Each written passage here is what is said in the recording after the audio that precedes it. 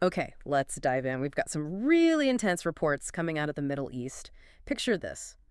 Skies over central Israel, Tel Aviv included, just lighting up. Explosions, missile interceptions. Yeah, pretty dramatic stuff. We're hearing about shrapnel actually hitting buildings, too. Exactly. So today we're going to try and, cut through some of the noise. We've got international news transcripts, other source material, and we really want to understand these attacks, the strategy behind them, and what both sides are saying. Right, get a clearer picture of what's actually happening on the ground and strategically. Okay, so let's start with the immediate strikes. The reports mention missile interceptions right over Tel Aviv, Mm-hmm. and shrapnel apparently caused a fire on a building roof right in central Israel, middle of the night. And it wasn't isolated to Tel Aviv, was it? No, not at all. Our sources point to Haifa as well. It's the big northern port city.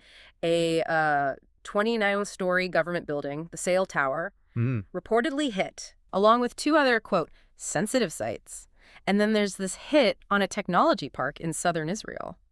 Yes. That's significant. Very significant, right, because that's where the Israeli military's C4I branch is based.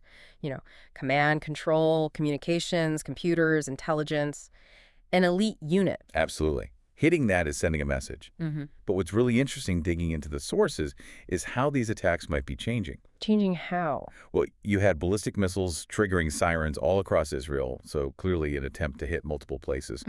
But there seems to be a shift, a reported shift in tactics from Iran. Okay.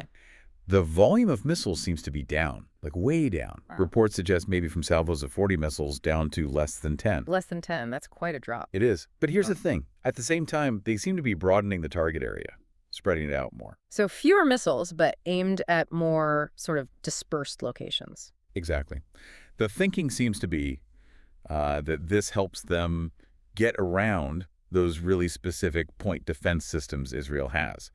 The ones designed to protect one key spot. Right, like an Iron Dome battery protecting a specific base or city. Precisely. So hitting wider might mean less military impact on any single target, but it creates a much broader political effect. People feel less safe over a larger area.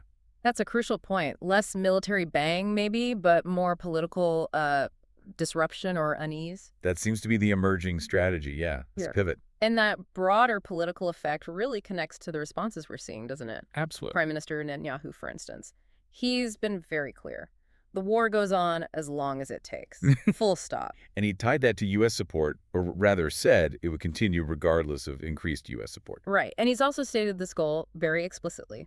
Destroy the Iranian nuclear weapons program. He asserts Israel can do it. Strong words. He also mentioned President Trump, didn't he? He did. Called him a great leader. Said Trump will decide for America, but Israel does what is good for Israel.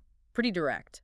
It is. And, thinking about the situation inside Israel, the sources confirm people were injured in the south from these recent attacks. Yeah. And it's worth remembering those videos you see from news agencies.